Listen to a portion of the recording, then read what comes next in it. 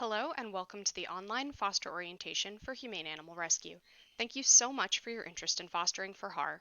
In conjunction with the training materials already provided to you, Fostering Basics and the HAR Volunteer Manual, this presentation is intended to prepare you to successfully take and pass the foster orientation quiz. Following the receipt of your quiz, the foster program manager will reach out to you in regards to next steps, including sending additional materials, inviting you to our private foster Facebook page, and adding you to our daily foster requests. We are joined today by my parrots who can hear me talking and want to join in, so I apologize for their background chorus. A brief history of Humane Animal Rescue. HAR is a nonprofit organization that was founded in 2017. It is the merger between the Western Pennsylvania Humane Society, which was established in 1874, and the Animal Rescue League, which was established in 1909. Both legacy organizations had very deep roots in the community. The decision to merge back in January of 2017 was based on our mutual mission of providing care to animals. Prior to the merger, both of our legacy organizations were unintentionally competing for resources, and not just financial ones either. We also ended up competing for staff and even volunteers. Coming together to pool our resources made the most sense and has allowed us to really expand the community of both animals and people that we serve on a day-to-day basis. The Western Pennsylvania Humane Society has become our North Side location, and the Animal Rescue League has become our East End location. We also have a wildlife center in Verona. However, you are unlikely to go there in the regular course of volunteering. Between both of our domestic shelters, in 2019, HAR placed a combined total of over 1,900 animals into foster homes. To be honest, we missed 2,000 by under 30 animals, but I think 2020 is going to be our year to get there. Of the nearly 2,000 animals that went to foster, over 1,600 of them were cats and kittens. About 250 were dogs and puppies, 23 were rabbits, and 12 were our other exotic species. These include snakes, hamsters, guinea pigs, aquatic turtles, birds, and on one notable occasion, even a potbelly pig. This numerical breakdown is very representative of the animals that are surrendered annually. Our program tends to be focused around cats and kittens as they make up the lion's share of the animals that we intake. The reason that we don't comparatively send that many dogs to foster is because Pittsburgh has an amazing problem where we actually don't get that many of them surrendered to us or even brought in as strays. Because we have a human population of dog lovers, this leaves us in the truly wonderful position of being able to receive transfer animals. 1 to 4 times a month, we receive transfers of 20 or more dogs from shelters where they would be at risk of euthanasia due to nothing more than a lack of space to house them. We bring in dogs from over-encumbered shelters within PA and also from surrounding states through our partnership with the ASPCA. By this point, you will have certainly read or heard about our so-called open door policy. What this means is that we at Humane Animal Rescue will never place time, age, or space limitations on the animals in our care. We can only continue this practice by using our resources, including our foster homes, wisely. HAR is proud to maintain an over 80% live release rate, which is the percentage of all animals entering our facility that go on to be adopted, returned to field in the case of feral cats, returned to their owners in the case of lost animals, or transferred to one of our rescue partners. However, this doesn't mean that we are a quote-unquote no-kill shelter. The terms kill and no-kill are truly misnomers. HAR will euthanize in the case of extreme behavioral issues or in cases where medical prognoses indicate that the animal has a poor quality of life and is suffering. Most every shelter or rescue will also euthanize for these exact reasons. None of us are in the business of prolonging the mental or physical suffering of any creature. The current foster program manager at HAR is Alexis Siminow, which is me. Hello. I have personally been involved in the foster program since early 2015 at the Legacy Western Pennsylvania Humane Society, and I took over HAR's foster program in late 2018. The vast majority of our communication is done via email, so for this reason, I like to include pictures of myself and the other staff in the foster department that you are most likely to be interacting with. This way, you can put names to faces and have an idea of who you're looking for when you get to the shelter. At the time of recording, we have approximately 400 active foster families, so mass communication like email is truly key. These are my two full-time foster technicians/coordinators, Shadeka, or Shay, whichever you're more comfortable calling her, and Taylor. The three of us all send foster requests, send animals out with foster families, and provide routine medical care at foster checkups. We travel between both our east and north side locations, so you may see any of us anywhere. We're trained as veterinary technicians and provide the bulk of the medical care that foster animals receive. However, if needed, we have additional veterinary support staff and veterinarians. They are either physically on site or on call to provide backup for care that exceeds our capabilities. So, what are some reasons to foster? Have you ever heard the phrase, take one and save two? What that's referencing is the fact that by fostering one animal and removing it from the shelter, you're opening the cage it came from to save another life. This is particularly true during what we call kitten season and the space issues that it presents, especially during the spring and summer. Kitten season refers to when the quote-unquote wild cats of the greater Allegheny region are breeding and producing kittens. This period of time traditionally occurred between May and August, but as our winters have been trending shorter and warmer, we now commonly begin to see kittens in mid-March or April. And honestly, kitten season now extends to October, or in years with particularly warm winters, even December.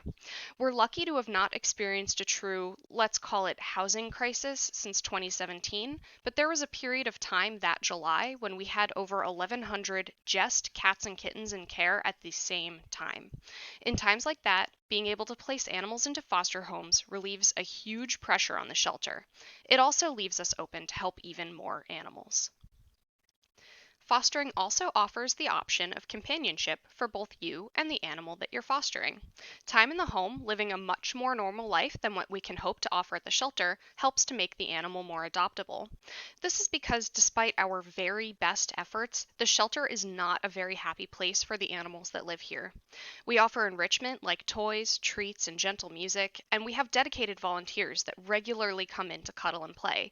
And of course, we do everything that we can to keep things clean, smelling good, and as stress-free as possible. Unfortunately, though, this is just not a natural environment for any pet. They live in little kennels or cages 23 plus hours of the day, when of course they would like more space. And even cats or dogs that enjoy other cats or dogs are not used to being housed in really close quarters with them. Helping to make these guys more adoptable is going to happen whether you're taking them for a 24 to 48 hour cage break for an already adoptable dog, or taking on a long-term foster of any kind. Short-term fosters, or sleepovers, of 24 to 48 hours greatly reduce the stress of shelter animals, just like weekends do for humans. Imagine how good they feel when they get to go out for even longer. So, how do we select which animals need to go to foster? What kinds of animals need foster homes? The short answer is not all of them. As much as we would love to place every animal into a loving foster home, with nearly 10,000 coming through our doors annually, this is simply not possible. As a result, we concentrate on sending out those animals that really need to go. The first class of animals this applies to are our neonatal or under 8-week-old kittens and puppies. In point of fact, puppies cannot legally be adopted or sold until they're 8 weeks of age. Should you ever come across someone offering to sell a puppy under 8 weeks old for an extra deposit or whatever they're claiming, you should really report them to the authorities. They will be in for a hefty fine. There isn't a minimum age to adopt out or sell kittens, but they aren't able to be safely spayed or neutered until they're at least 2 pounds. Coincidentally, this is also typically going to be around 8 weeks of age, as a happy, healthy kitten gains a quarter of a pound a week for the first 4 months of life. By the way, if the kids come in with their mamas, they are going to foster with their mamas. Mom provides a huge benefit, not only nutritionally speaking, but also in the behavioral support that she provides to her little ones. The only time we would send little ones out without their mom is in the very unlikely case that she's acting aggressively towards them, or of course, if they were brought in without her. Likewise, if pups or kittens come in as a litter, they're going out with their litter mates. If it's a very large litter without a mom, we're typically willing to split them up into pairs or trios, but we will never create a single puppy or kitten. Singletons, as we sometimes call them, are at a massive behavioral disadvantage. They learn so much from playing with their siblings or mom, not the least of which is figuring out that their little teeth and claws are sharp and that actually it feels pretty bad when they use them carelessly.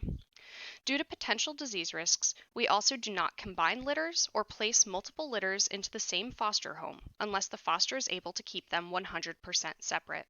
If you have multiple rooms or large crates in your home and are committed to keeping everyone separate, you are welcome to foster animals concurrently. The next class of animals that we seek foster for are our medical cases.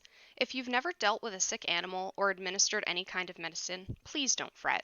We're more than happy to show you how to give any treatments that fostering an animal may need, and as a rule, HAR isn't going to place any animal into foster that has a medical issue that can't be handled by the average person.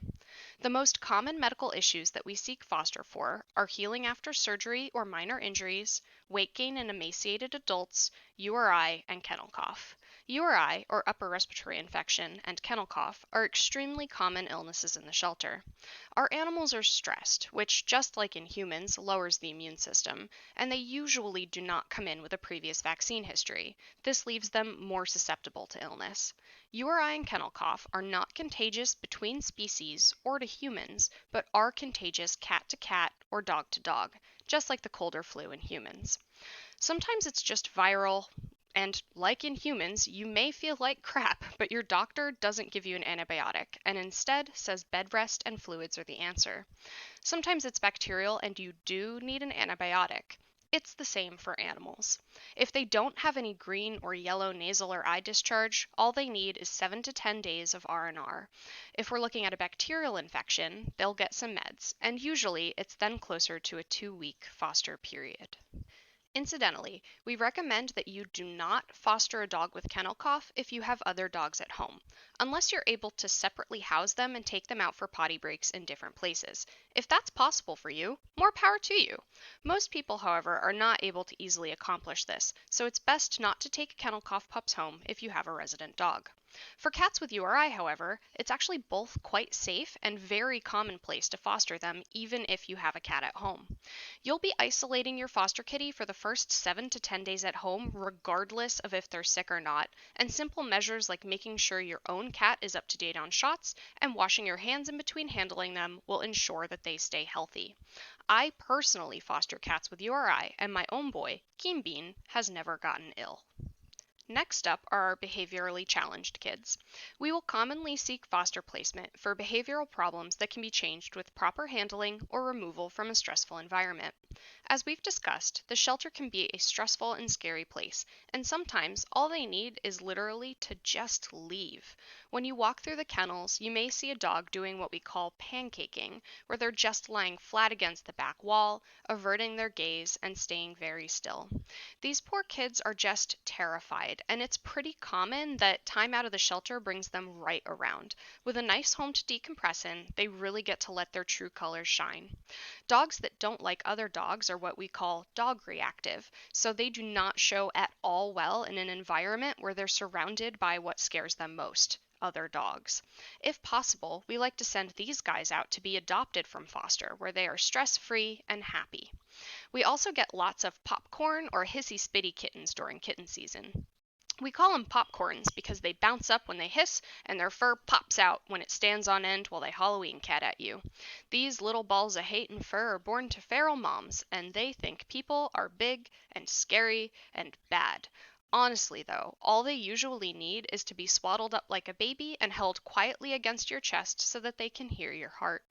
Once they realize you are very unlikely to eat them, they calm down and become pretty fun little guys. Finally, and of course, we will send out animals of any kind if the shelter is facing overcrowding. These little buddies are typically already going to be spayed or neutered, up to date on shots, and available for adoption. Ideally, they'll get adopted straight from foster and not have to come back and hit a cage at all. But even if they don't get adopted, they really benefit from a couple of weeks out of the shelter before coming back when things have quieted down and the population is lower. We will not place an animal into foster if they represent a threat to public health or safety, and I think that's pretty self-evident. We want not only our foster homes, but the community at large to be safe and secure. We also won't send out an animal who has medical or behavioral problems in which the condition, prognosis, or clinical course is unclear. What that means is that when we seek foster for a medical or behavioral reason, we are clearly outlining what the issue is, what our plan to treat it is, and how it is that we expect the animal to be better.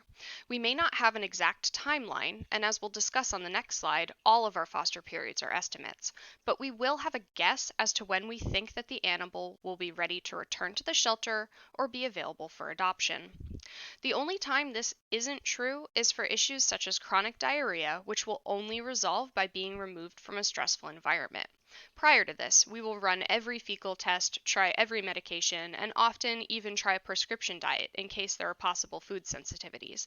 But sometimes the thing causing diarrhea is just stress. Until the animal has gone to foster and spent a few weeks out, it's very hard to know if this is the case or not. As long as the stool normalizes, we're happy to bring them back and inform adopters that while they are certainly having diarrhea now, things will even out over time. We also don't foster out animals with conditions requiring an unreasonable investment of time and expense. Conditions that fall under this would be seizure disorders, diabetes, certain cancer, things that require lifelong intensive care and medication. We don't send animals to foster for hospice care, or as you may have heard it referred to as fospice at this time. We will, however, adopt these animals out. As long as they're comfortable, their issues are able to be controlled with medication, and they are otherwise reasonably healthy, we are happy to let them go to a home to live out their days. We do, of course, fully disclose all of their needs to potential adopters so that they can make an educated decision when adopting and understand both the financial and emotional risks therein. Finally, we don't seek foster placement for animals that show any serious aggression or behavioral issues. Again, it's fairly self-explanatory, but we won't send out an inherent bite risk. If a dog or cat is growling, lunging, and attempting to bite, we are not going to send them to foster. This doesn't mean there's no chance you could be bitten by a foster animal. Animals have mouths and teeth and agency. Sometimes behaviors that we never saw in the shelter will manifest at home when they're comfortable and have had time to unpack their bags. Also, accidents happen. Sometimes bites are in no way related to aggression. A kitten could bite during play, a dog could take a treat wrong. Things happen. It's very important for you to know that a bite will not result in automatic euthanasia. We always take the bigger picture into consideration and are happy to provide support and recommendations on how to ensure a bite isn't repeated. You just need to let us know that it happened so that we can address it. This is particularly important if the bite broke skin. By PA law, any animal who bites resulting in broken skin must be quarantined for 10 days. This quarantine can happen at home, but it has to happen, and at the end of the 10 days, we will need them to come back into the shelter so that one of our shelter veterinarians can look at them and agree that they do not have rabies, and then we can move forward with them. So now we've talked a lot about how animals are chosen for foster and what they will likely need, but how do you, the foster person, find out who needs a foster home? The answer is foster requests sent out as daily email blasts. Every day that an animal needs a foster home, we will send out a foster request, and spoiler alert, this is most days. With a good couple hundred of you guys and only 3 of us, we neither expect nor particularly want you to answer every day. If you're not able to foster for any reason, for instance, you're currently fostering, you're out of town, you have guests in, or you just plain aren't interested in the animals on the request, simply delete the email. You only need to respond when you do want to pick up someone from the request. A sample of how the foster request email may look is pictured here. The subject line of the email will include the date, so you know if you're looking at the most recent request, the location of the animal needing foster, NS for North Side or EE for East End, and the species of animal in the request. Inside, things will be broken up by groups or individual animals depending on the need. For each, you will have who they are, in this case, a mom and kittens, why they're at the shelter, in this example, they came in stray, what they need, and an estimation of how long we believe they will need to be in foster. The foster period estimate is our best guess, but it isn't a promise. We think this litter needs about 3 weeks in foster because the kittens will need to be 2 pounds to be spayed or neutered, and they will be 8 weeks old in 3 weeks. However, sometimes they may gain weight slowly or get sick, or any number of things that could prolong the foster period. We include the estimate so that people can opt in and out based on their own schedules, but we do ask for a little bit of flexibility. That being said, emergencies certainly happen. If you suddenly need to go out of town for a funeral or work or whatever, and you just can't care for the fosters anymore, let us know as soon as possible. This way, we can arrange them to return to the shelter or to go to a babysitter foster. If you're able to take them back, great, that can often be arranged. But do try and only take fosters which you are able to keep for the full period. When they get bounced around, they are much more likely to get sick. There are a few types of fosters that do not have estimates for their foster period duration: animals available for adoption, and court hold animals. I absolutely wish I could say that it'll only take a week or two for an available animal to be adopted, but it's impossible to predict how long it'll take. Sometimes adopters come up within just a few days, sometimes it can take a few months. If you're only able to commit to a few weeks, no worries. That's still a great break for the animal, and they are welcome to return to the shelter to be available and/or go to an alternate foster. Court hold animals are pets that have been removed from a residence by the police. This may or may not have anything to do with the animals themselves, and we really cannot give details about the cases. We're required to hold the animals as evidence for the duration of the court case, and they may ultimately be released back to their original owners. For this reason, court hold animals cannot be shared on social media, advertised as available for adoption, taken into the public, other than short leash walks for dogs, and can't be fostered in the same zip code that they came from. HAR has no control over the courts, and it can take anywhere from a few weeks to a year to reach a resolution. Just like with the available guys, if you're only able to commit to a few weeks of caring for a court hold animal, that is still a few weeks that they don't have to spend cooped up at the shelter. These sorts of fosters will always be clearly marked on the foster requests. The requests themselves go out by species: cat, dog, and exotic. After approval, you will let me know which species you're open to fostering, and I will place you on those request lists. You are welcome to be on all of them, or just one, as it pleases you. You can also opt in and out at will. Just let me know, and I will add or remove you from any given species. As long as the animal doesn't need to urgently leave, we aren't pressured by space, they're eating, and/or they aren't bottle babies, it's fine to reach out and offer to pick up an animal tomorrow or within a few days. We will flag them as having a committed foster home and drop them off the request in the following days. If they do critically need to leave same day, like bottle babies, we will make that clear. Bottle babies are kittens or puppies under 4 weeks of age that aren't weaned and require round-the-clock bottle feeding and care to survive. They need to leave the shelter same day, as we do not have staff on site 24 hours to care for them. These sorts of critical placements, and some others, will also be cross-posted on our private foster Facebook page to help ensure placement as soon as possible. Speaking of the private foster Facebook page, you will be invited to join after final approval as a foster home. Requests sent to join before this occurs will be deleted. Participation in the group is optional, but people find it very useful.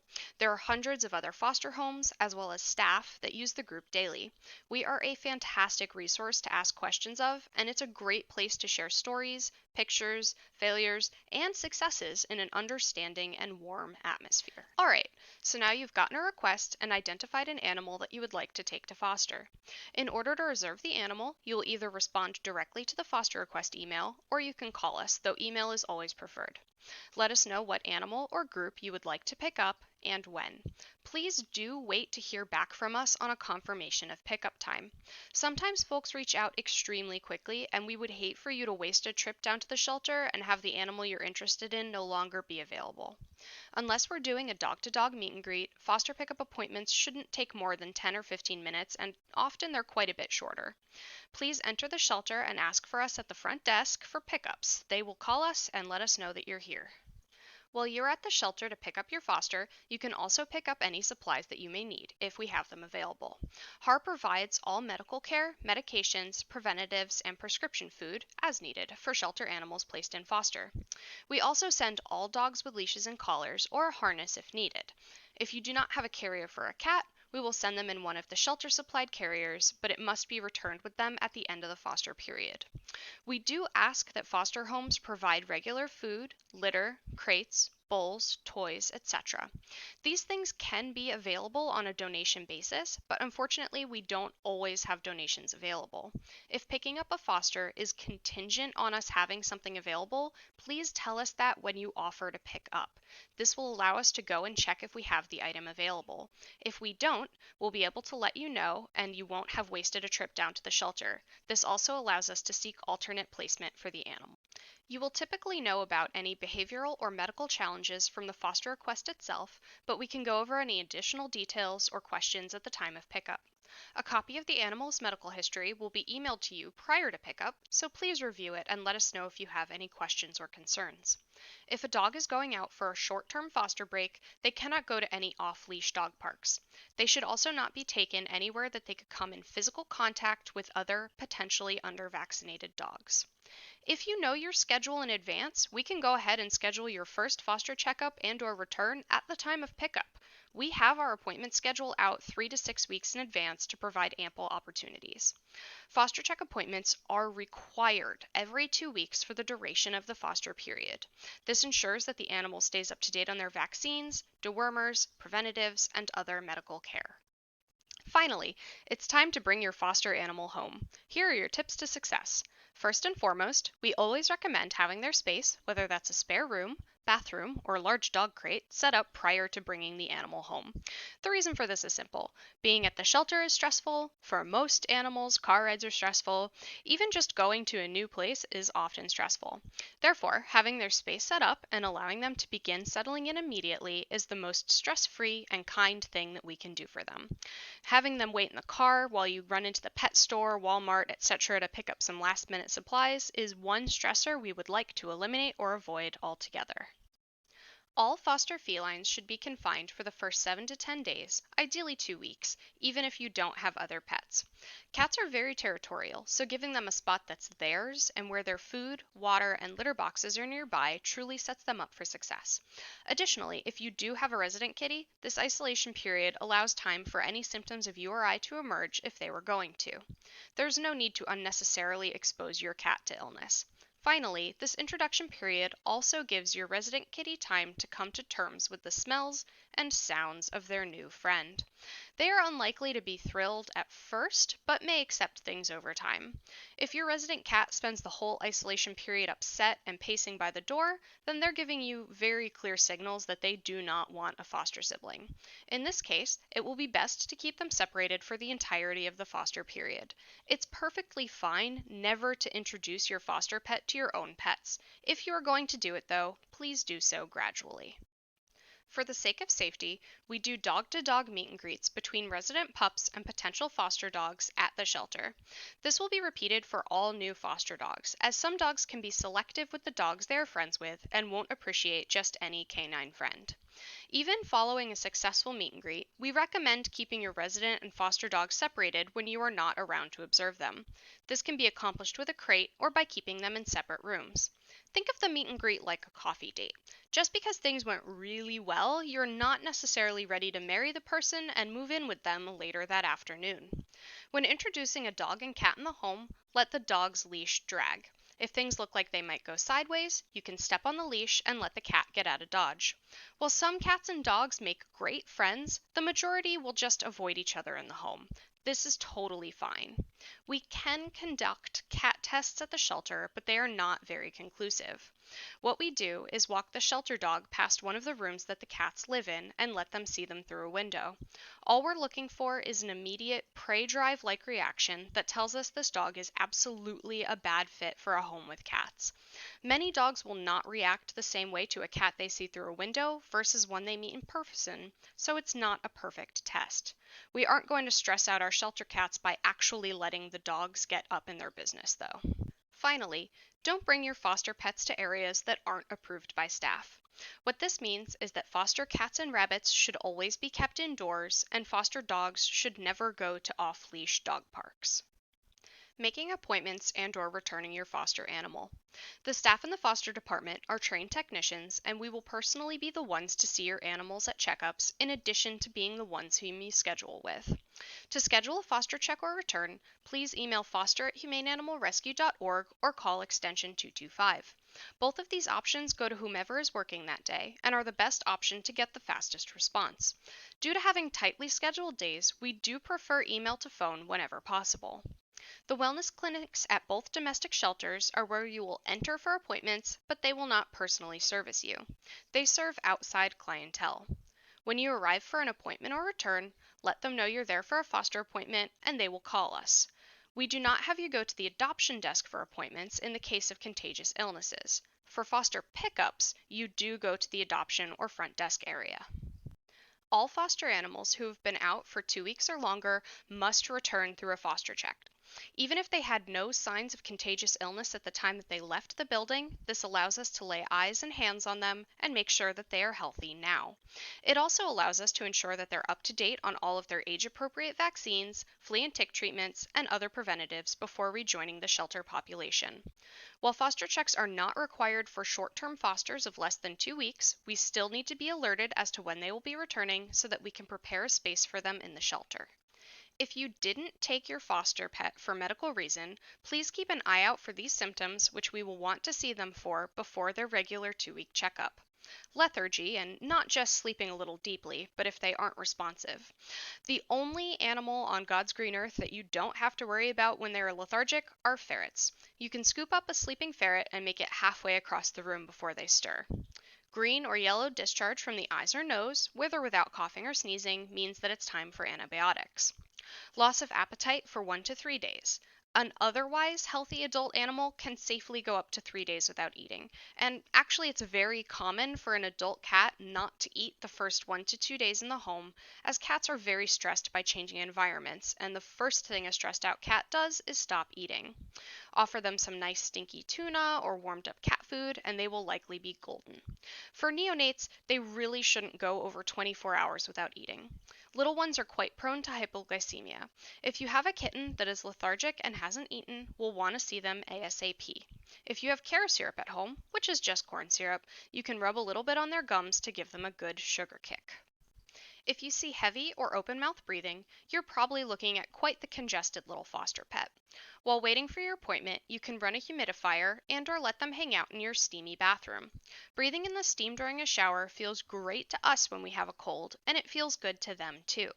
If an animal is scratching, it should not be fleas. Everyone over a pound, be they a rat, rabbit, kitten, or dog, has been treated with flea and tick control at the time of intake. Scratching, then, should not be the result of parasites and is more likely to be stress, allergies, or diet. Bleeding is pretty self-evident. There are very few reasons a foster would bleed, including being in heat. The only adult intact animals that go to foster are nursing mothers or those who are too underweight or sick for spay or neuter to safely happen. Nursing moms and underweight adults won't go into heat, so vaginal bleeding isn't to be expected. If there's any bleeding, we'll want to figure out what's going on as soon as possible. New or abnormal swelling could be a number of things: a sprain, an abscess, a hernia. Whatever the case is, we'll want to lay eyes on it. Sudden lameness can also be many things, including fevers. Lameness just refers to limps. If it resolves within a few hours or overnight, don't sweat it, but we'll likely want to do radiographs for any persistent limps. We have X-ray capability at both of our domestic shelter locations. In the case of any of these, reach out to the foster department at your earliest convenience so that we can set up for you and your foster animal to come in. I would strongly advise against reaching out to a specific staff member, as we could miss the message if we happen to be off. Emailing foster@humaneanimalrescue.org ensures that the message will be received by whomever is working that day. Likewise, extension 225 rings to the foster desk at both domestic shelter locations. What you should not do is take your foster animal to your own vet, an emergency vet, or any outside vet without prior explicit consent from a shelter veterinarian. If you do this, you will be responsible for the bill. HAR covers the cost of all medical care provided at the shelter and will not reimburse these outside fees. If for any reason we advise you to go to an outside emergency vet, we will call ahead and tell them to expect you and instruct them to bill the shelter directly. We have medical staff available at both locations daily, but we may occasionally need you to go to one location versus the other for urgent care, depending on staff availability. Finally, don't stop medication prescribed by the shelter until the end of treatment unless told otherwise by HAR veterinary staff. Just like you and I, we may feel great halfway through a Z-Pack, but if we stop and get sick again, the same medication is unlikely to work a second time. HAR isn't in the business of breeding antibiotic-resistant illnesses. Ah, man, I'm not gonna lie to you. Saying goodbye is hard. You're going to have become attached to your foster pet, and honestly, this is by design. Part of the point of sending an animal to a foster home is that they get to live in a normal home environment and be loved like part of the family. We want you to love them like one of your own. Returning animals is rough. I cry when I return my fosters, and I won't be surprised if you do too. Please don't feel the need to apologize. We've seen it all. You just need to remember that you did this. Celebrate. You helped them get through whatever their troubles were or cared for them while they grew up, and now it's time for them to be adopted and go on to their own forever homes. Some people like to be turnaround fosters, where they take the sting out of saying goodbye by taking a new foster right away, but taking a break is also fine. However, please also keep this in mind. Sometimes animals don't recover from medical or behavioral problems, and this is not your fault. It isn't a failure. Sometimes medical or behavioral issues that aren't compatible with adoption arise unexpectedly. This also isn't your fault, and we will never blame you for it. Fading kitten syndrome, sometimes called failure to thrive, is a real thing that happens to kittens usually under 6 weeks of age. There's a reason that cats have such big litters, and unfortunately, not every kitten will grow up. This is a sad reality, and it's uncommon, but important to keep in mind as a possibility. Our animals placed in foster do have an over 90% live release rate, so it's also possible that you will never face this at all. For a final note on euthanasia, if an animal you fostered comes back for adoption and is later deemed needing to be humanely euthanized for any reason, we will tell you. That is, unless you have specifically asked not to be told. If it's appropriate and safe, we may also offer the option of adoption to you, as you have lived with the animal and may feel comfortable managing their issues. To be clear, we would not be asking you to adopt, nor would we expect you to. We simply offer it as a courtesy. Okay, back to the good stuff. Let's talk about how you can help get your foster animal adopted. Fosters are considered adoptable once they're spayed or neutered, behaviorally sound, and otherwise healthy. As a reminder, we alter kittens at 2 pounds and puppies once they're 2 months old. Typically speaking, we will keep puppies or kittens at the shelter once they've had surgery. People wait for us to have them, and they get adopted really quickly when they're housed at the shelter. If we don't have cage space readily available, we may make them available for adoption from foster. If this is the case, you would be responsible for reaching out to potential adopters to screen them and setting up mutually agreeable times for them to come down to the shelter and meet the animal. If things go well, they would adopt them and take them home that very day. If at any point while fostering you decide that you would like to adopt, or a friend or family member would like to adopt, let us know as soon as possible. We will collect the information we need to place the animal on hold at that time. Any foster returned without an adopter lined up will be made available same day, and adoptions at that point are on a first come, first served basis. If you don't have an adopter lined up for your foster, there are several things that you can do to help them get adopted once it's time for them to return to the shelter, and the biggest one is providing us with pictures. We know that as soon as you get home, you're going to be taking pictures of your fosters. Just share them with us. Even if they aren't the highest quality, adopters can much more easily picture a pet in their home if they can literally see a picture of a pet in their home. The highest quality picture of an animal we take with them sitting in a cage doesn't do much to inspire the imagination of a potential adopter. If you're comfortable with writing a bio, please do. At the very least, fill out a comment sheet so that we can write one. You guys know these animals much better than our adoption counselors do, and we rely on you to help us make the most accurate adoption bios. You will receive a digital copy of the comment sheet later on, and we can resend it at any time. Do you want to go old school and make a flyer? Have at it. Anything that you want to do to help advertise them for adoption will help us serve even more animals and save even more lives. Adoptable cats and kittens, in addition to being housed at the shelter or in foster homes, can also go to one of our off-site adoption locations. We have a number of area pet stores that house cats for us, and they can be adopted at the stores. Lots of times, cats or kittens that have been in foster will end up going to one of these offsites, as they are very well socialized and show well in that sort of environment. Please don't fret if this happens. These kitties are not being sold. They have exactly the same adoption standards and fees as our on-site feline friends. Oftentimes, it's even our own staff or volunteers who do the adoptions themselves. The offsite locations are a wonderful opportunity to house many more cats than we would be able to at the shelters alone. 10 hot tips for foster parents. Number 1. Remember to schedule foster checks in advance. Choice appointment slots fill up quickly. We offer approximately 4 hours of appointments at each location daily, but weekend mornings and weekend evenings tend to be prime cuts and go very quickly. Number 2. Check in regularly with the foster department. If you're having any sort of issue, we can probably help, but we won't know that you need help if you don't tell us. We have many resources, and we are more than happy to share them. Number 3. Ask for advice if your foster suddenly stops eating or shows any other sudden changes in behavior, particularly if this is an animal you've already had for a little while and you know that it's unusual behavior for them. A sudden loss of appetite or change in behavior can signal pain, and we will want to get to the bottom of it. Number 4. Young kittens can crash quickly. With adult animals or those approximately 4 months and up, it's usually a-okay to try a wait-and-see approach when they're feeling unwell to see if things work themselves out over a day or two. In little kittens, though, if you see a sudden lack of appetite or behavior change, reach out. If you had a bouncy, happy kitten when you left for work in the morning and now they're lethargic and hanging out by their water bowl, let us know ASAP. Number 5. Make sure that kittens and puppies are drinking enough, as they can easily become dehydrated. It can be hard to tell if a specific animal in a litter is drinking. If they have diarrhea, it's fair to assume that they are at least a little dehydrated.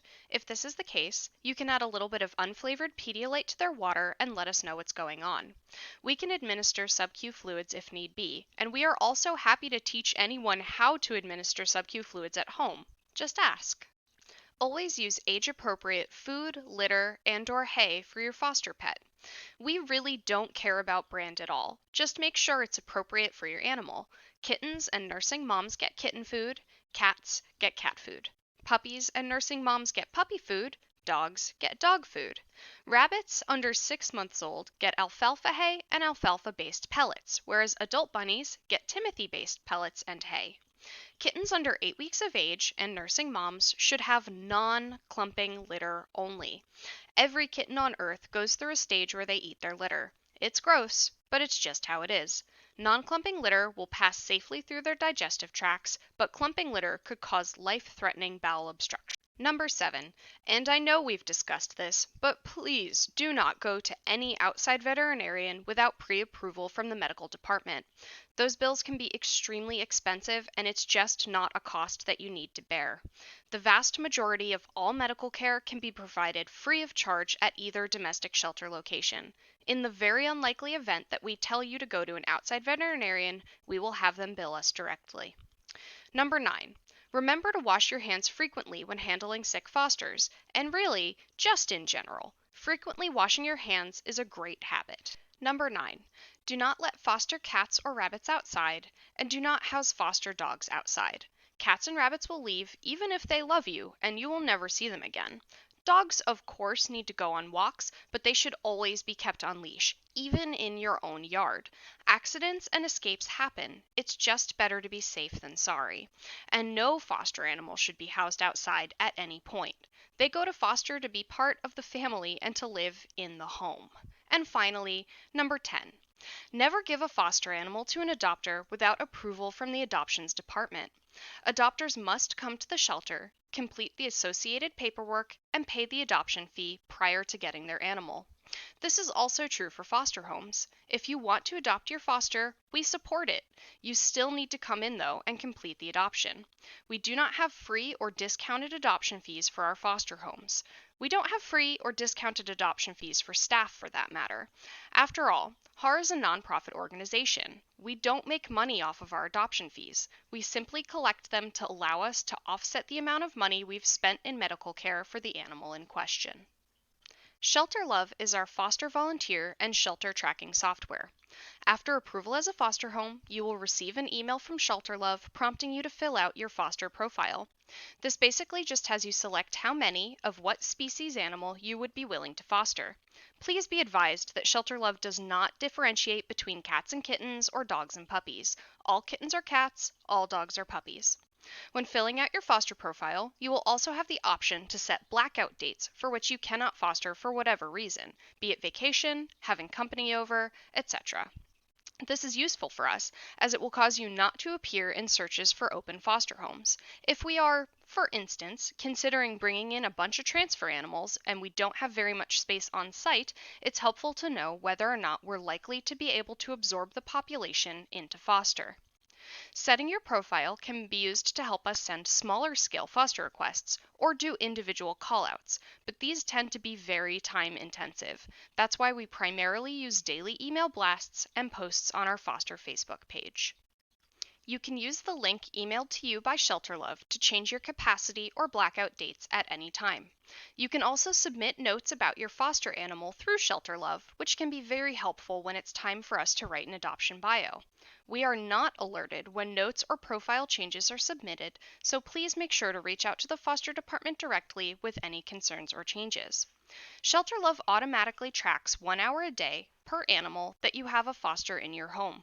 This is extremely helpful for us when it comes for applying for grants, funding, or otherwise budgeting. Maddie's Pet Assistant, or MPA, is a free application that you can opt into using when you take your first foster animal. It was developed by Maddie's Fund, a national nonprofit foundation that's working to save pets' lives in shelters all around the world. They've made a lovely introductory video about the app, so instead of explaining it on my own, I will let them do it for me. Hello, fellow foster caregivers. I'm a foster caregiver for Posey's Rescue. You're probably thinking, I don't trust people in costumes, so I will explain.